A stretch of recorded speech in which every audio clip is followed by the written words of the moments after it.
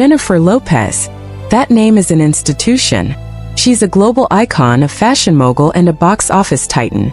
We see her on the Super Bowl stage, commanding the attention of millions.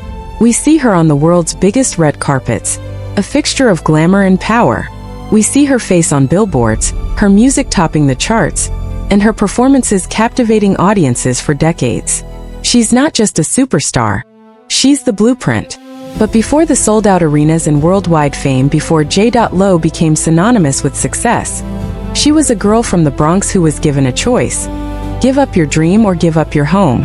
This is the story of how sleeping on a dance studio sofa became the first step toward becoming a global phenomenon. Long before anyone knew her as J.Lo, she was Jennifer Lynn Lopez, born July 24, 1969, in the Castle Hill neighborhood of the Bronx. It was a world away from the Hollywood Hills she would one day conquer. She was one of 3 daughters born to Puerto Rican parents, Guadalupe Rodriguez and David Lopez. Her father worked the night shift as a computer technician, while her mother was a homemaker. They were hardworking people who instilled a powerful work ethic in their daughters. From a young age, Jennifer had a spark. While her parents hoped for a stable, secure future for their kids, a normal life far from the wild world of show business, Jennifer was dreaming in Technicolor. Her childhood home was filled with the sounds of salsa, merengue, and freestyle. She'd watch musicals with wide-eyed wonder, mesmerized by stars like Rita Moreno in West Side Story, seeing a glimmer of what was possible for a girl like her. She started singing and dancing lessons at just 5 years old, and it was obvious this was more than a hobby. For Jennifer, performance was a calling. It was the air she breathed. She'd put on shows for her family, casting her sisters, Linda and Leslie, and directing them with a focus that hinted at the powerhouse she'd become. She just knew this was her destiny. She wasn't just a girl from the Bronx. She was a star waiting for her stage. But that path would be paved with conflict, sacrifice, and a level of grit that most people couldn't imagine. As Jennifer grew up, her passion for performing only got stronger. After high school, she briefly enrolled in college to make her parents happy, but her heart wasn't in it. Every minute in a lecture hall felt like a minute stolen from her dream. The dance studio was her real classroom. She was working in a law office by day, taking dance classes at night, and performing in small nightclub gigs in Manhattan. Something had to give. The conflict with her parents finally boiled over. Guadalupe and David, wanting only security for their daughter, saw her dream as a fantasy, a dangerous gamble. They saw the thousands of hopefuls who never make it and didn't want a life of struggle for her. So they gave her an ultimatum: choose the foolish dream or choose their home. For an 18-year-old, it was terrifying. To defy her parents meant losing her safety net. But giving up her dream felt like giving up on life itself. So with courage born from desperation and unshakable self-belief, Jennifer Lopez walked away. This is the moment that forged the legend of J.Lo. It's a raw, painful memory she has often recounted, the time she was homeless. For months, her sanctuary was the very place her dream lived, the dance studio. She slept on a sofa where she trained relentlessly all day. While other young women her age were in college dorms, she was waking up on a couch, every muscle aching, facing another day of auditions and rejections. But this hardship didn't break her. It sharpened her. It stripped away everything but the one thing that mattered, her dream. Every night on that sofa was a silent promise to herself that this sacrifice would not be in vain. The grind was relentless. Jennifer poured everything into auditioning. She landed a spot in a European tour of golden musicals of Broadway, and then toured Japan as a dancer with the pop group Seiko Matsuda. They were small steps, but they were steps forward. Then in 1991, she got a gig that put her on the national map for the first time. She was a backup dancer for the New Kids on the Block, performing with them at the American Music Awards. But her first real break came shortly after. She auditioned for a spot as one of the Fly Girls, the iconic hip-hop dance crew on the sketch comedy show In Living Color. The competition was fierce. Thousands of dancers tried out.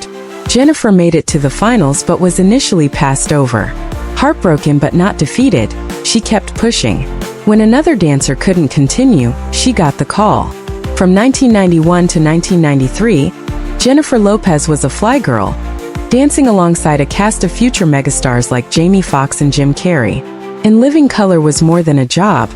It was a high-profile apprenticeship. It gave her national exposure and taught her the rigors of TV production. But Jennifer knew dancing was just one part of her dream. She wanted to act. In 1993, she left the show to pursue acting full-time. The transition wasn't immediate. She took small parts like a role in the TV movie Nurses on the Line, The Crash of Flight 7. Her first significant film roles came in the mid-90s in the drama My Family and the action flick Money Train. She even worked with legendary director Francis Ford Coppola in the 1996 comedy Jack. She was no longer just a dancer from a TV show. She was a working actress earning respect. But the role that would turn her into a true superstar was just around the corner.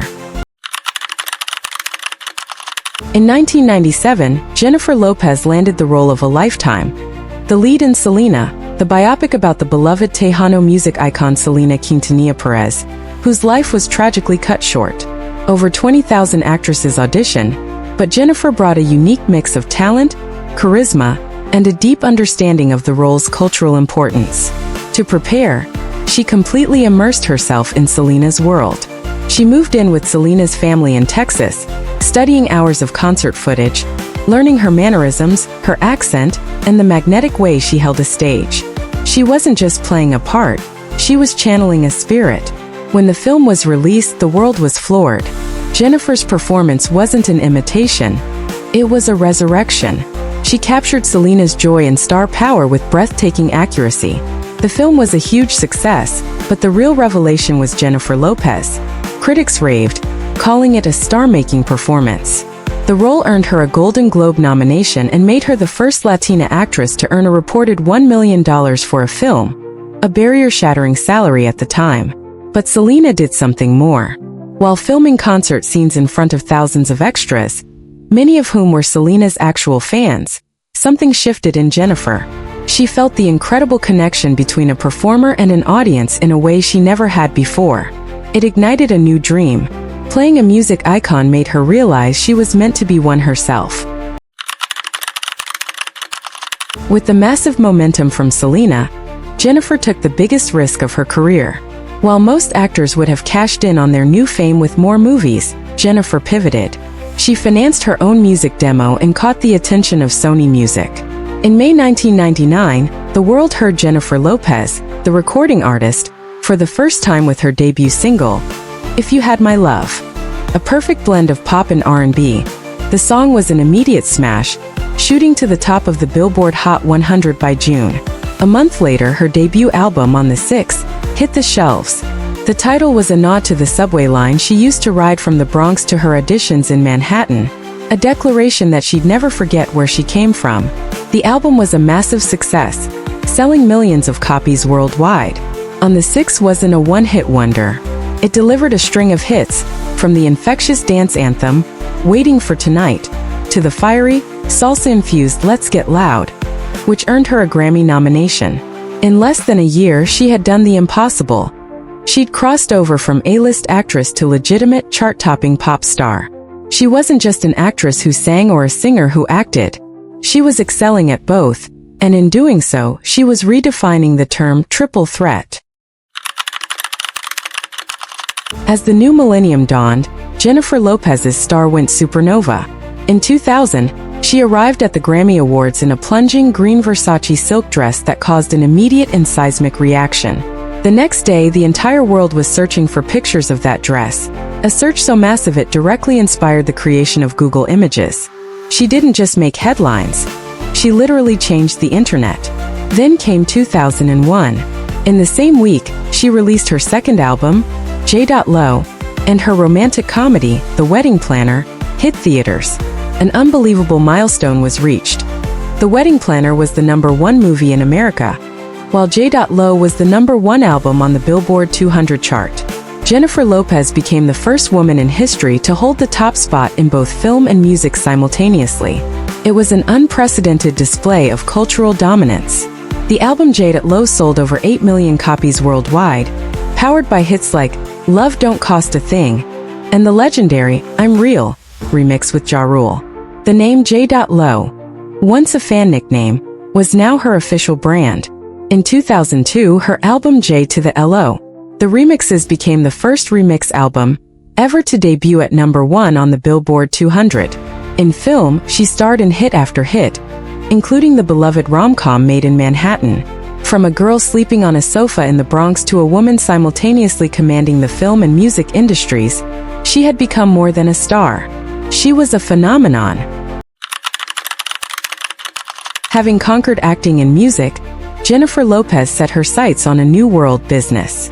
She knew that real power came from building a brand and owning the empire. Her first major move was into fragrance. In 2002, she launched Glow by J.Lo. At the time, the celebrity fragrance market wasn't what it is today, but Glow was an instant sensation. It shattered records and kicked off a fragrance empire that, by 2012, had generated over $2 billion in retail sales. But she didn't stop there. The J.Lo brand expanded into fashion with clothing lines that brought her from the block style to the masses. She ventured into production, founding Nuyorican Productions, which gave her creative control over her own film and television projects, allowing her to champion the stories she wanted to tell. One of its early successes was the 2006 film El Cantante, a biopic she starred in opposite her then-husband Mark Anthony. She was no longer just an entertainer. She was a mogul. She was taking the power she'd earned as a performer and leveraging it to build a diversified business empire, ensuring her success wasn't just tied to box office returns or chart positions. The girl from the Bronx was now the CEO of her own universe. The mid to late 2000s were a time of personal evolution for Jennifer. She married Mark Anthony in 2004 and gave birth to their twins, Emmy and Max, in 2008. She stepped back from her relentless career pace to focus on motherhood, and some critics wondered if the peak of the J.Lo phenomenon had passed. They couldn't have been more wrong. It was just the quiet before a spectacular second act. In 2011, Jennifer joined the judging panel of American Idol. The role was a stroke of genius, reintroducing her to a massive audience not as a distant icon, but as a warm, insightful mentor. The public fell in love with her all over again.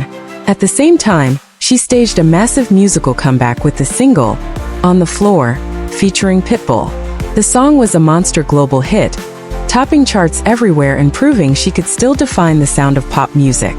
The 2010s saw her continue to dominate with a world tour, a starring role in the crime drama Shades of Blue, and a wildly successful Las Vegas residency. Then, in 2019 came Hustlers. She starred as Ramona, the brilliant matriarch of a group of strippers who turned the tables on their Wall Street clients. Lopez, who also produced the film, delivered a tour de force performance. Her opening dance was a stunning reminder of her roots, a display of incredible athleticism and artistry.